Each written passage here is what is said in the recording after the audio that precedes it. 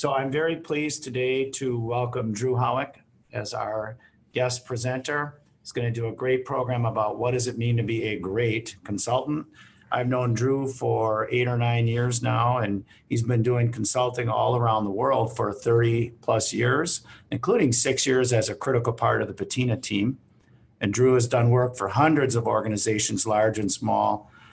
This content that we're going to cover today is from a workshop that Drew has developed for both internal and external consultants and has delivered many, many times. So Drew, thanks so much and welcome to the Patina Nation. Great. Thanks, Mike. Good afternoon or good morning, depending on where you're participating from today. My name is Drew Howick, here at the headquarters of Patina Solutions in Wisconsin. I'll be your host today, along with my Patina colleagues who are helping with the event. Jesse, who spoke earlier, is your community manager who assists you as part of the Patina Nation. Hello again. Dan Zaudis is the marketing director of Patina Solutions and contributor to the Patina Nation programs and events. Welcome. We're excited because nearly 200 of you have watched our on-demand webinar, What Does It Mean to Be a Consultant? And we're expecting approximately 100 Patina Nation members today. Today's call is about sharing perspective. So it's not so much about me lecturing or coaching, but facilitating an online conversation to tap into your perspectives. We want to put you and your fellow Patina Nation peers in the spotlight, and you can learn from each other, building on our demand webinar that you've watched. And we encourage you to participate as much as you like using the online tools that Jesse explained. To test out our tools, why don't you type in the chat window the most common type of consulting you have or are doing. So financial, IT, HR, safety, manufacturing, product design, whatever. We'll take a look and see what experience we have. Drew, if you're checking it out, we're having a wide range from human resources, technology, leadership and management performance, executive growth advice. Wow, merger and acquisition, finance and accounting, supply chain, all across the board. Fantastic. Yeah, that's great. And HR and benefits. Product design, contracting, lean, continuous improvement. Yeah, wide range. That's great. And what we were hoping for. I have found as I work with different consultants in different functions, there is a lot more in common in terms of the challenges and the skills than some people might suspect, because the principles and practices I think are foundational to regardless of your area of expertise. Okay. Let's also hear about the level of experiences we have with us today. Jesse, could you post a poll? Our ask would be that if you haven't seen this poll yet, take a minute and just click the answer. How long have you been a consultant? We predict the answers are going to range and be as varied as the answers you just shared with us about your expertise. We'll be watching the results for the poll shortly. Interesting. So about a third of us less than 1 year, and 26% 10 plus years. So kind of both ends of the spectrum here. This is great because it gives our more experienced people a chance to share insights, stories, etc. And for those who are relatively new to consulting to learn and certainly contribute as well. So the webinar that you saw coming into this was about consulting, and we just focused on what does it mean to be a consultant. And it means many things to many people, but there are common threads. So let's see what everybody thinks in 10 words or less. So this is brevity here. I'd love to hear a snapshot of what you think it means to be a consultant. Just type in your definition in the chat box. Lots of answers coming in, Drew. Providing value to your customer, helping others understand their pain, listening to clients. Yeah. So while you're keying in your insights, here are two of the most common definitions I've seen when leading dialogues with consultants throughout the years. Doing work client doesn't have the time or personnel to do. Yeah, So becoming an extension potentially of their staff. Provide services management team is missing. Making possibilities possible. 3 words. Beautiful. Someone who doesn't speak consultantese to clients. Laugh out loud. Can't imagine us doing that. Yeah. So, I mean, again, we're all getting at it from different perspectives here, but the idea of lending the expertise, the insights to be able to assist someone. But I think the key thing, and I mentioned this in the webinar, is that many of us, I suspect on this call, have transitioned from a place where you were the person who made the decisions, maybe even hired consultants to help you, to be in a position where you're trying to influence, but are not in a decision-making capacity. And as a result, you have no or little control over the solutions. And this is a different role for us. And most people are able to make that transition if they understand the terrain in which they're involved and the different skill sets in order to do that. So it brings up the question, of course, of what makes an effective consultant. A lot of different things go into this, and these are just a few that I shared in the webinar. You can clearly see these, and some of these cover a lot of sub-skills. And I'll just take trust as an example. Huge area.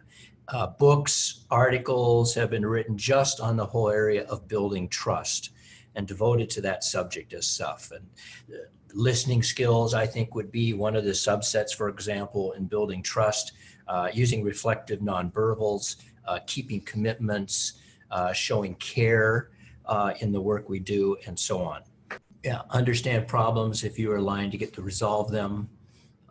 Augmentation is mentioned as one of the skills for this area. Dan, any other ones emerging here? I like this one a lot too. Helping others identify their solutions. So maybe they're not just doing it themselves, but they're partnering with their client. Mm-hmm. I think that's very telling. Yeah. Thanks, Lewis. So a lot of different areas of expertise functionally, a lot of different years of experience among all of us here. Knowing that we are in a position to influence, but not to control or make decisions. A lot of different things make an effective consultant. And the one concept that I keep coming back to, and I find a lot of consultants, particularly newer to the field, find helpful is what you're seeing on your screen right now. There is always a point at which the success of our work hinges on the quality of the relationship we have with our client. And being an expert in your subject matter, someone who's well regarded for your knowledge or experience, does not at all ensure that your advice will be heeded. So we want to pose a question to you. When consulting, how do you gauge your effectiveness when it comes to building relationships? How do you measure the quality of your relationship? So as you're responding to that, I ask this question because here's what I've observed. Most consultants believe they have solid relationships.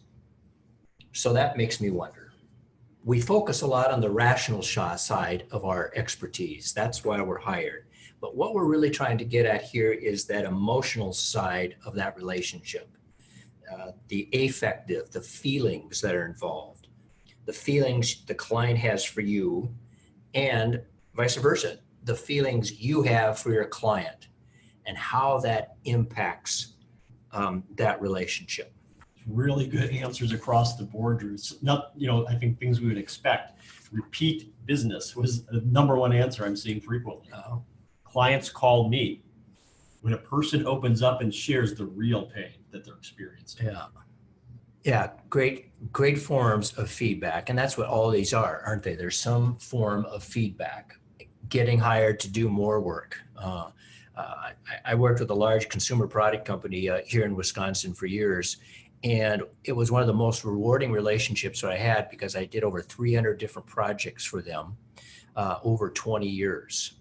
And one of the things that I solicited and they told me is they just liked the style, quote unquote, which we'll talk about here shortly, that I brought in working with these projects. And I can also tell you that I worked with a very similar company size-wise, and my style did not jive with them. I mean, it just didn't work, the approach that I brought, and I totally get that.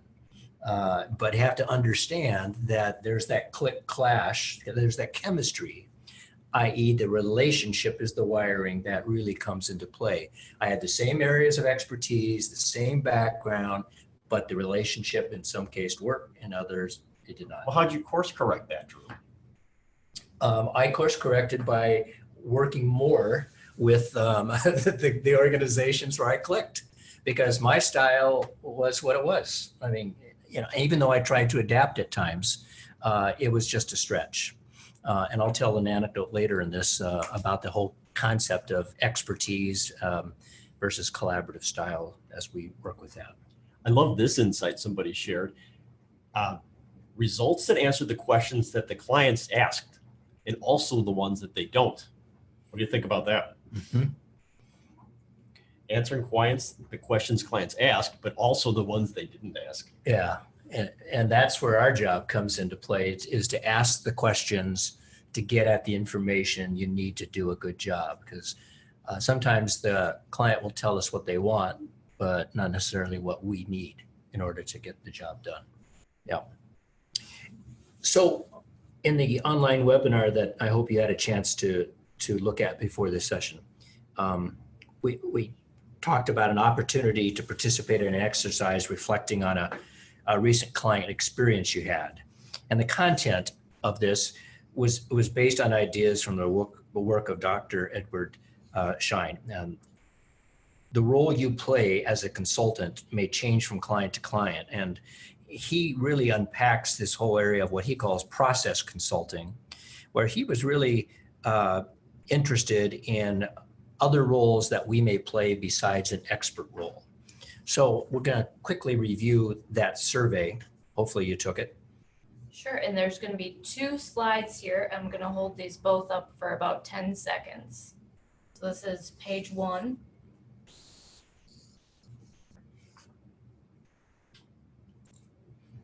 Now page 2. So if you haven't taken this survey, I recommend you do, because I think it'll give you some insights in what may be your preferred style of consulting. And if you recall, you were asked to select a specific consulting assignment that you're working on now and allocate 10 points among 3 different options for how you deal with each situation, added up the numbers, and from that, you get some insights into what may be your preferred approach or consulting style. And the role that we play, and expert, pair of hands, and collaborator, is a function of, I think, 3 things. One is just the nature of the task, what needs to be done. The second is the expectation of the client.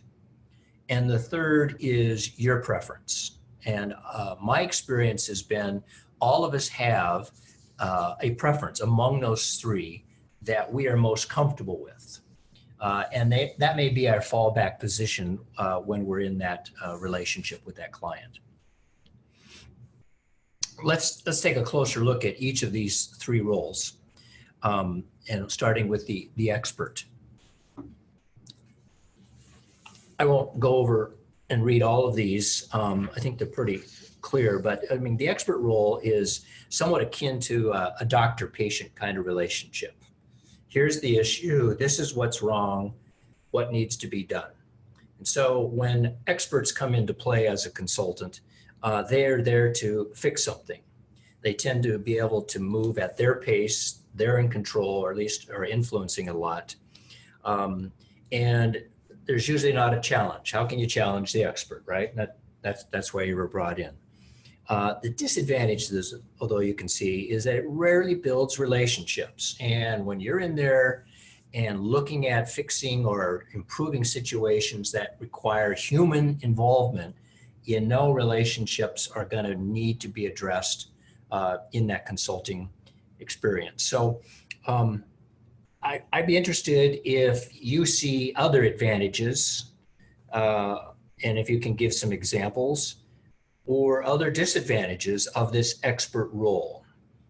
And maybe as you think of a disadvantage that you faced, offer some tips, some advice to your peers. While people are typing that in, just a reminder, if you haven't taken the survey that Jesse showed earlier, it's available when you watch Drew's video replay, which you've all been emailed. A copy of it was also emailed to you in a reminder today. And if you still need a copy, write to Jesse or I through the Patina email boxes you have, and we can give you access to that interactive PDF. But I believe most of us today, and we're north of 100 people today, strong, coast to coast, have taken that already. Meanwhile, I see a few of you are starting to write in with a few story ideas. Let me see here. Rusty points out, never an end to learning. Not sure if you are keeping up. Marie points out that you can partner and collaborate on their goal and explain your advice and ensure it's a joint conclusion. Rick is sharing that it takes a unique type of communication, more like a franchise arrangement at the end of the day, if you're an outsider and not always respected or knowledgeable of the culture internally. One disadvantage is there seems to always be someone who knows more, but not all of us can use or leverage their expertise. Anything ringing a bell with you, Drew? You're smiling. Yeah, there's experts everywhere in many respects. This is a role that I find, I rarely find myself in, of the three. And that's why I was looking forward to people's responses to their experience with this. Most of the situations that I've been involved with are fairly complex, almost messy at times. There's lots of variables, multiple ways to proceed, pending what's known, preferred, etc. And when I'm in a situation that requires an expert, I find I get nervous. I'm feeling the weight, maybe of being off mark in my suggestions or advice. And as I think about that, my hypothesis here is that the expert role probably lends itself to situations where technical expertise is required. And my background, which is in leadership development, org effectiveness, HR, it's less about the technical components and more about the problem solving and looking at all the variables, unpacking that and really trying to get at what is the gap between where you are and where you want to be. So, I think when there's a clear path to get from A to B, to fix something that's broken, I would expect the technical role or the expert role to be more in play for those. I have to say, Peggy shared an interesting point that so many consultants in the nation must feel, that there's a disadvantage that you've given them the capability to take over when you're gone. You've empowered your clients to do without you. Yeah. Well, that's the ultimate gift, though, isn't it? I mean, to let them know that. Write that down, Peggy.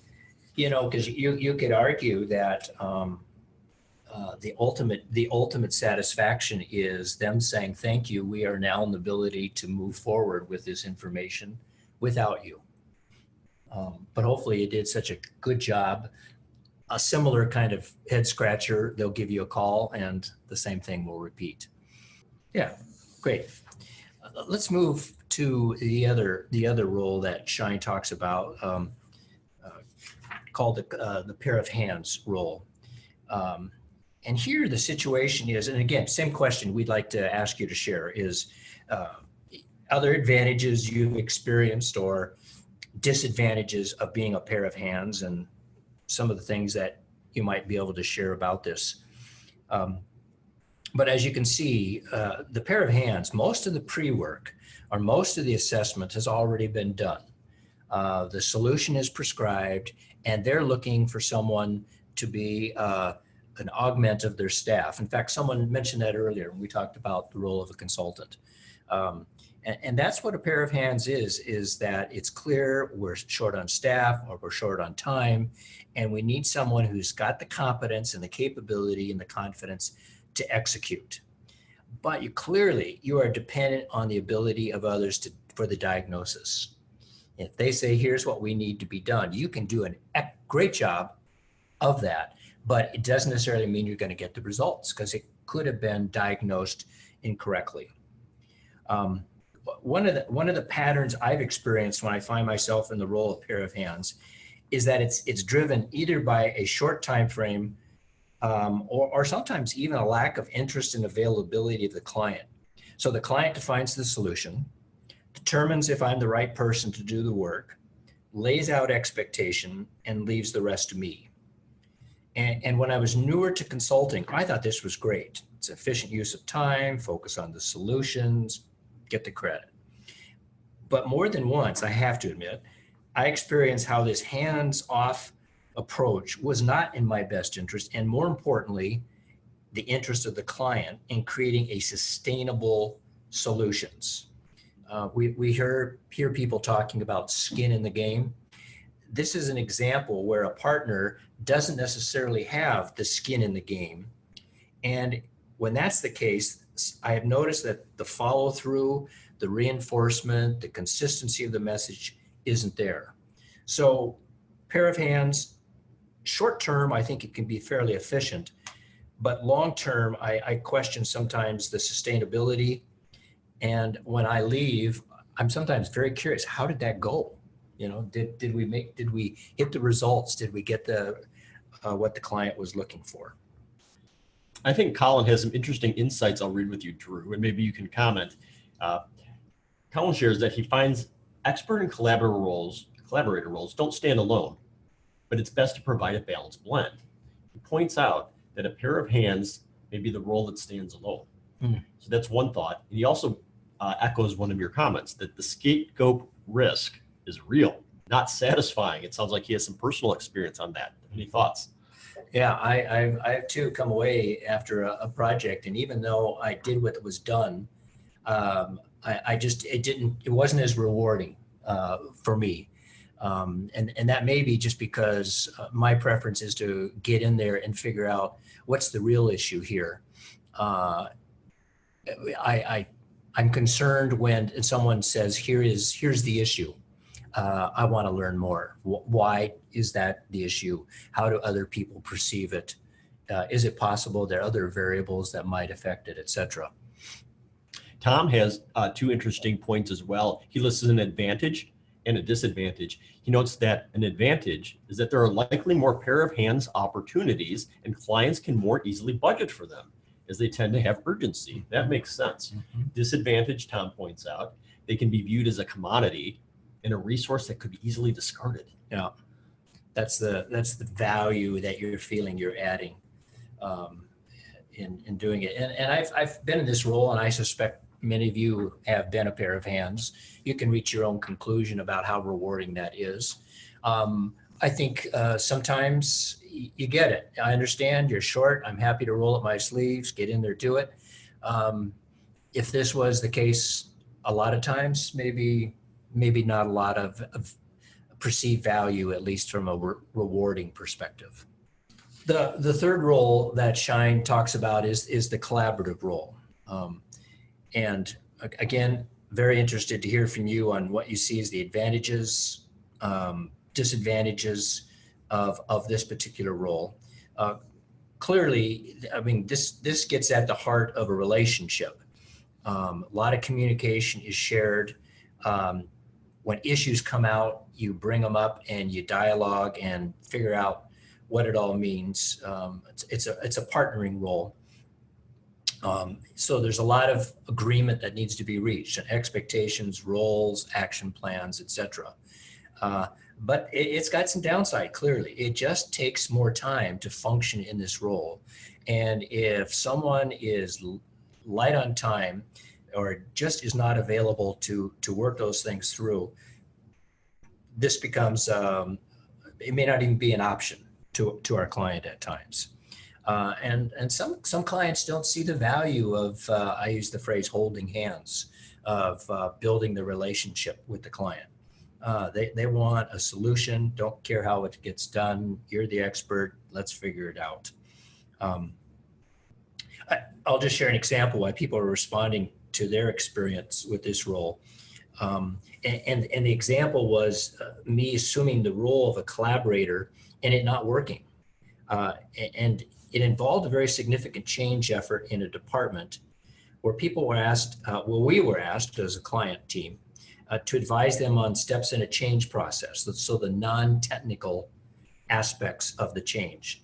And there was a lot of variables that were present, wide range of leadership experience in leading change.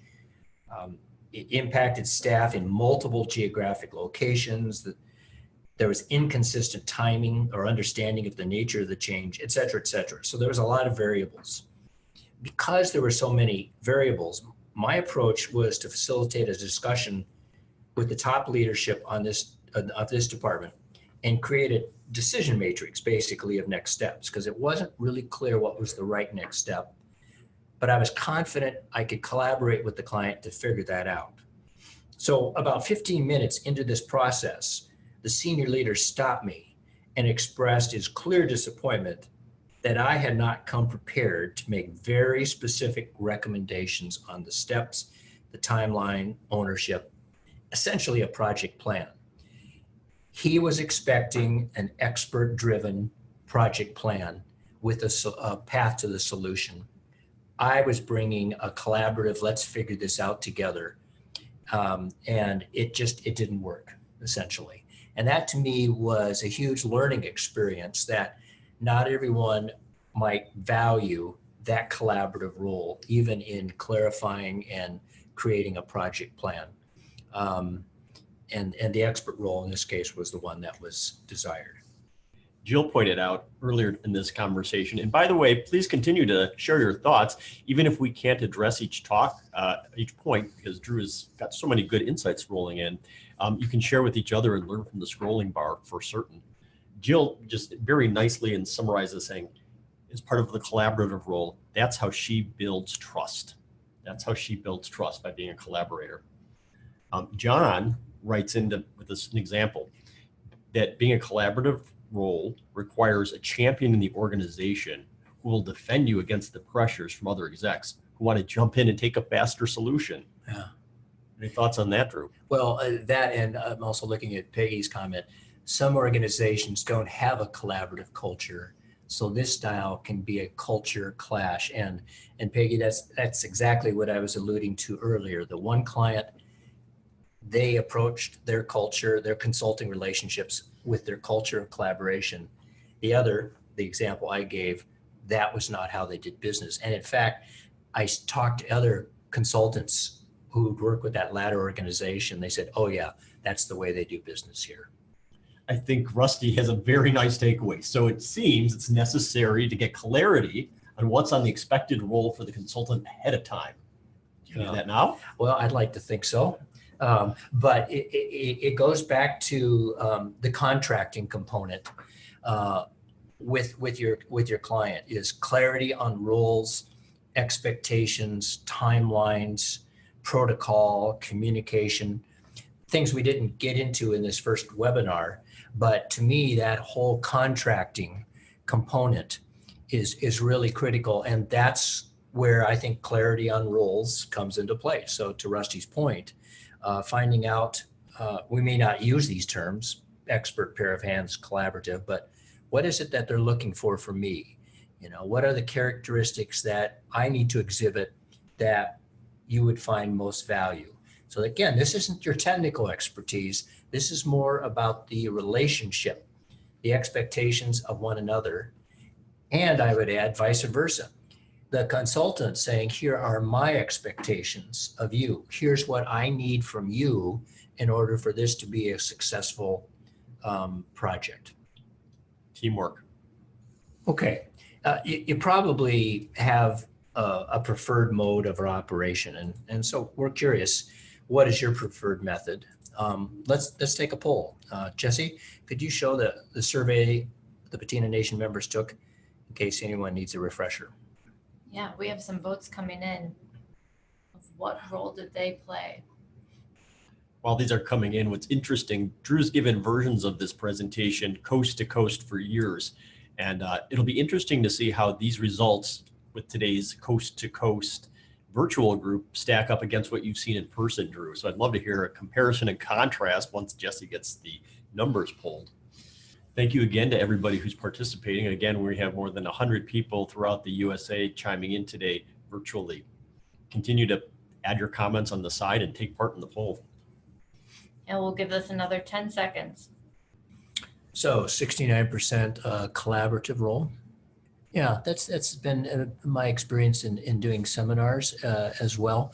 I also noticed, so going back to the function, that people in, I think, IT, finance, for example, a lot of times are brought in as the expert.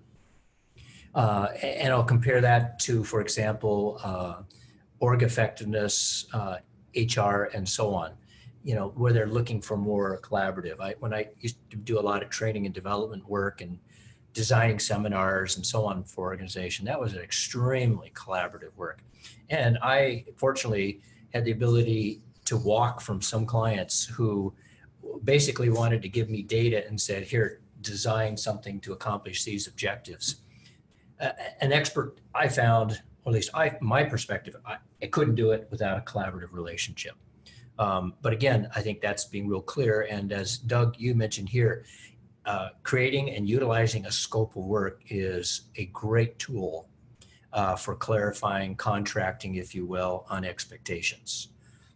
Do you see, Drew, as you've met hundreds of consultants across the many industries, do most self-identify as a collaborator? Would you say, does this number jibe? 69% of our audience views themselves as collaborating. This is probably a little higher than most workshops, face-to-face workshops that I do. But again, I think it might be a function of the area of expertise people have, to my point earlier. Very good. And also Colin makes a point, I'm curious on his insight, which makes sense. He says, I'm split evenly between being an expert and a collaborator. Mm-hmm. And that's, I think, the key thing is that when we think of our role, it's important, back to those three variables that are in play, is the nature of the task, the expectations of the client, and our preference. So this discussion today is about our preference, but those can be significantly influenced by the expectations or the nature of the task. And that's where our awareness and ability to adapt really comes into play here. So knowing your preference, I think it's helpful to say, this may be my fallback, this may be my inclination, but in this situation, this may not be appropriate. Comment about culture, again, technical expertise, all variables here. Does this sound like a common story? Peggy mentions that she was frequently brought into a gig as an expert, but was expected to slide into the collaborative role. Yeah. Well, and I think that goes back to a consultant should be an expert. And that's when Edgar Schein wrote that book on process consulting and humble consulting. He talks about, he was just struck by how many consultants were positioned as experts and hired as experts, but the expert did not understand the context or the culture in which the solution. And that's why asking good questions and listening and probing and seeing the difference between the current state and the desired state is so important. And subsequently why he wrote his book, Humble Inquiry, to really point out the power of asking questions. Drew, this is Mike Harris. I have hired a lot of consultants over the years in different companies. And I think it's okay if somebody said to me, if I was bringing them in and we had this sort of discussion, which of these three styles is going to be needed here in the situation. I'd actually view that as very positive. If it was a situation where I said, I don't care about collaboration, I got a problem, let's get it fixed, and someone was super collaborative, let's talk about it. I would actually appreciate that. Yeah. And then if they say, well, I tend to be more collaborative, just tell me more. What are the things that you do in a collaborative style of consulting? Right, exactly. Yeah.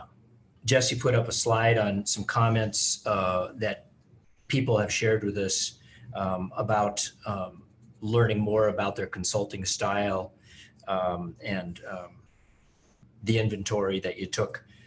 So if you took the inventory, you have any thoughts on how that provided insights to you?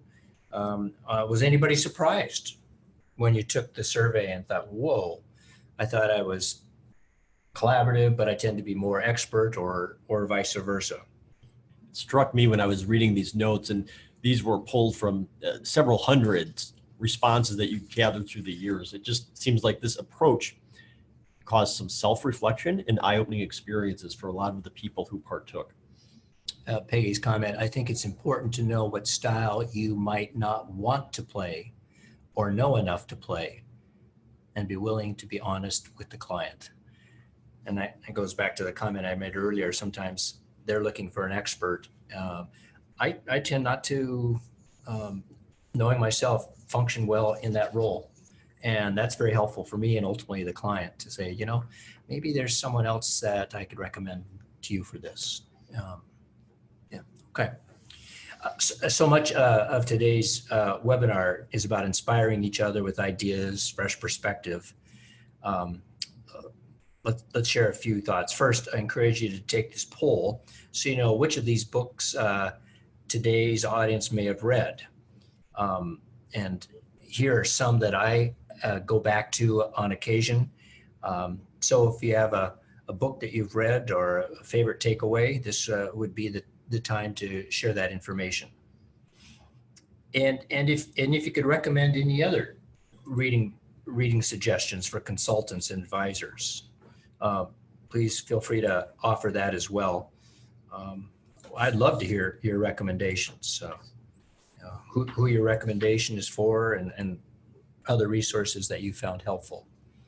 So the first is a poll. If you've read any of these books, which have you read most recently? While people are filling out the poll, a few people are also taking a minute to comment. John, for example, mentioned that Flawless Consulting is excellent. It was recommended by a company who had a staff of 85 high-end professional consultants. Dan gives out another book example, Dual Transformation. Oops, we lost the author, Dan, but it's by Anthony. We don't know Anthony's last name. Kathy recommends a book by John Cotter, Leading Change. Did you read that one, Drew? You bet. Yeah. Him and all sorts of things that came after that, icebergs melting and so on. Dan clarified that Anthony is the person's last name. Okay. Well, here's one I haven't heard of, Getting Naked by Patrick Lencioni. Maybe his sales will spike up with that announcement. And here, Marie's brought in Peter Block and his firm, 2 organizations to develop teams. Great resource, certainly. Clearly, Marie, you must have had positive experiences if you brought him back twice, yes? Oh, here's the results, Drew and Jesse. Yeah. So Trusted Advisor and Flawless Consulting are the 2. And many of us haven't heard of any of them. I think they all bring different perspectives. The first book I was introduced to and actually attended a workshop with Peter was his consulting work. Now it's 3rd edition, and I think it's even 10 years old at that. And it's a resource that I will oftentimes recommend people have access to before they come to the workshop, and give specific chapters that people become familiar with for certain days of that workshop. It's really a superb resource. And again, I think Edgar Schein's work, Process Consulting, it's really a fundamental, foundational kind of book about transitioning from the expert role to more of a collaborative role and what's all involved. And that's where his 2 humble books, I think, do a great job of that. Any other comments on the books, Dan?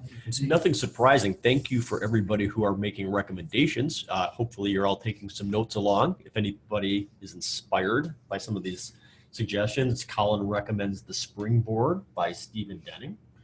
Does that mean anything to you, Drew? No, it doesn't. It's a new one. Good one. We'll write that down. Peggy works a lot with a book called Retreats That Work. Yeah, that's a good resource as well. I've seen that. Yeah. Why do consultants fail? Somebody suggested, David Reynolds suggests. Yeah, if that's a book, I'd like to get it. If it's a real question, that would be a huge one. Why do consultants fail? And there's a lot of different dimensions to that. Now, I'd have to say that probably the number one reason, and I'd be very interested in how others perceive this. If I had to choose one reason why most consultants fail, it's that they do not do a good job of contracting, clarifying expectations, roles, timeframes. It is, I think Peter Block actually says that about 95% of consulting projects that fail are due to poor contracting.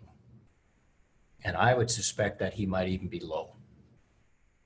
Just people not taking the time up front to really be clear about the expectations from one another. And there's so many dimensions to that. And then having that summarized, usually by the consultant, to clarify the expectations. And that sometimes can be a scope of work, which is on the more formal side, or it could just be a qualitative description of the roles, the expectations, etc. So as we approach the wrap up of our time together, here are some questions you may have been weighing. I'd love to hear your responses to any of these, as well as any questions you may have for me or your other fellow audience members. And some of these are just reflective questions, so why should I adapt my style with which clients? I mean, it's a rhetorical question now because there's so many variables, but. And just a quick reminder, I believe it was last week, we launched an online forum for Patina Nation members called Patina Connects. And this is where you can ask any of your peers questions and get advice on things pertaining to your consulting. So you'll see that there are questions listed by industry or general topics. Some examples that we've seen have been, I need advice on how to determine my consulting rate, or do I need a website, or is my LinkedIn page enough? There are many others, but we know that your tips and recommendations will be valued, and there's no fee to use this. Jesse, how do they get there? Simply by going patinanation.com, correct? Yeah, they can visit patinanation.com, and then in the left-hand side of the website, there's a menu, and Patina Connects is listed there. Thanks. We've seen a lot. I think just in a few days, over 120 posts and participants adding a lot of insight. The one that you mentioned earlier certainly has a lot of traction on how do I determine my rates. So you might want to check that out and join in the conversation online. We'd love to have you for sure. And meanwhile, I don't see too many questions coming in for Drew or the rest of the audience, but please do use the chat box if you have anything else you'd like to contribute as we get closer to the end of today's webinar. One of the comments I do see coming in is someone referred to VR, the statement of work with the client. In many respects, a good statement of work is your contracting document. It lays out your perception of a consultant, from the consultant's perspective of the business situation, what's the presenting need, what is the approach? And also another section of statement of work I think is really important is what are my assumptions? And a lot of those assumptions become great talking points because my assumption and yours, the clients, could be very different. And so those assumptions should be discussed. And I highly recommend that that statement of work be discussed not only in the creating of it, but the reviewing of it, so that people say, yeah, fine, I signed it, we're ready to go. Say, I'd like to talk to you about a couple points in that statement of work, just to make sure we're aligned on this. Because it's more work to go back and make changes and updates and corrections than it is taking the time on the front end. Drew, this is Mike. I'll say one of our best folks at Patina, who's done a lot of work with client development and solution development. He always insists on stamping that first statement of work as a draft, and he has a discussion with the client before he ever finalizes it. And so he finds that to be exactly what you're talking about. Let's talk through it. Do I have everything captured right? This is the way I'm going to approach it based on what I heard. Does that sound like the right fit? So I really like how Jim does that. It's magic. Yeah. And it gives you another opportunity to build a relationship with the client when you're talking it through. Say, let's just take a couple quick minutes, go through this. I want to make sure I'm on the same page. I mentioned this. Does that still ring true? Is this revised time frame still work for you? I broke this into 3 phases. Does that make sense? I've got to chime in with a question from Tom. It's a philosophical question that I bet I'd love to hear from Drew or Mike or Jesse or anybody on the call. Really, as consultants, we all probably wonder about this a lot. So it's nice to compare and contrast. Would you agree being an expert or a great consultant does not require perfectionism? I bet a lot of us think about perfectionism. In fact, this can be a barrier. Perfectionism can be a barrier rather than comfortable with good enough. I could not agree more. Do you agree or disagree? Drew? I think Tom's onto it. Perfectionism is an elusive goal and in the mind of the beholder. And so I may think I'm doing pretty damn good work and my client goes, you're not even close. Right? So what does that mean, perfectionism? Perfectionism on the process, perfectionism on the recommendation, perfectionism on the implementation. I mean, because at the end of the day, as a consultant, you are there to help an organization make a change. So you can be right, but if the right solution isn't implemented, we were wrong or we were ineffective. So again, being perfect or correct does not necessarily mean I think we're a good consultant. It's really just the commencement of that. Lots of people chiming in agreement. Mike, also lots of people chiming in about creating an SOW. It's not magic, it's an imperative. And several arguments of support for it for certain. All right, Drew and Dan, that's about all we have time for today, unless you have any final comments.